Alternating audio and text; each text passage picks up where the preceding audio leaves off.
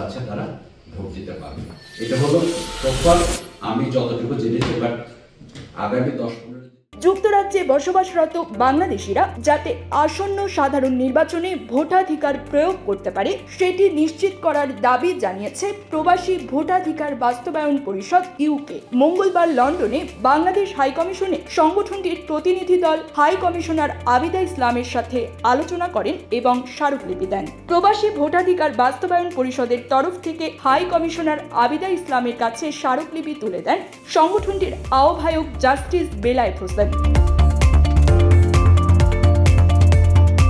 প্রবাসীদের ভোটাধিকারের বিষয়টি দ্রুত বাস্তবায়নের জন্য হাই কমিশনের সাথে প্রবাসী ভোটাধিকার বাস্তবায়ন পরিষদের সমন্বয়ে একটি যৌথ ওয়ার্কিং কমিটি গঠনের প্রস্তাব করা হয় সংগঠনটির তরফ থেকে। প্রবাসীদের ভোটাধিকার নিশ্চিত করার জন্য অধ্যাপক ইউনুসের নেতৃত্ব তত্ত্বাবধায়ক যে নীতিগত সিদ্ধান্ত নিয়েছে সেজন্য কৃতজ্ঞতা প্রকাশ করে প্রবাসী ভোটাধিকার বাস্তবায়ন পরিষদ ইউকে। প্রবাসীদের ভোটাধিকার সহজ এবং দ্রুত সময়ের মধ্যে বাস্তবায়নের জন্য সংগঠনের নেতৃবৃন্দ হাই কমিশনের কাছে ভিন্ন পরামর্শ ও মতামত তুলে তাদের বিভিন্ন প্রশ্নের জবাব দেন হাই কমিশনার আবিদা ইসলাম এবং মিনিস্টার ব্রিগেডিয়ার জেনারেল রকিবউদ্দিন খান। লন্ডনে এত বড় মাছ, ওয়াও! মাছে ভাতে বাঙালি, আর সেই মাছ পেতে আসুন লন্ডন ফিশ নেটে।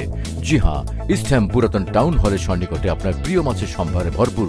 আসুন, দেখুন, বাজার করুন ছোট বড় সব ধরনের মাছ। প্রবাসী ভোটাধিকার বাস্তবায়ন পরিষদ ইউকের নেতৃবৃন্দ বলেন, শুধু জাতীয় পরিচয়পত্রের ওপর ভিত্তি করে ভোটার হিসেবে নিবন্ধিত হওয়ার বিষয়টিতে প্রবাসীদের জন্য জটিলতা তৈরি হতে পারে। তারা মনে করেন প্রবাসীদের ক্ষেত্রে ভোটার হিসেবে নিবন্ধিত হওয়ার জন্য বাংলাদেশের জাতীয়তা প্রমাণ করে সেরকম একটি ডকুমেন্ট যথেষ্ট হওয়া উচিত। তারা আশঙ্কা করেন শুধু এনআইডির ওপর ভিত্তি করে ভোটার হিসেবে নিবন্ধন করার ক্ষেত্রে দীর্ঘ সময় লাগবে এবং সেক্ষেত্রে অনেকেই নির্বাচনে ভোট দিতে পারবেন না।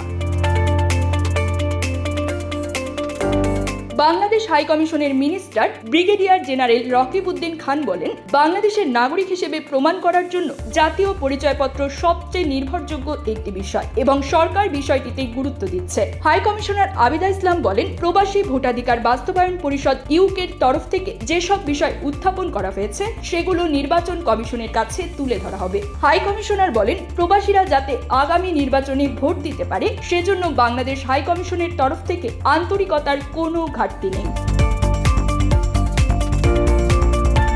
প্রবাসী ভোটাধিকার বাস্তবায়ন পরিষদ ইউকের প্রতিনিধি দলে উপস্থিত ছিলেন ইউকে ইমিগ্রেশন জাজ নজরুল খসরু, ব্যারিস্টার নাজির আহমেদ, মাওলানা KM Moudud Hasan, barrister Ataur Rahman, Sirajul Islam Shahin, barrister Saifuddin Khaled, সাংবাদিক অলিউল্লাহ নোমান।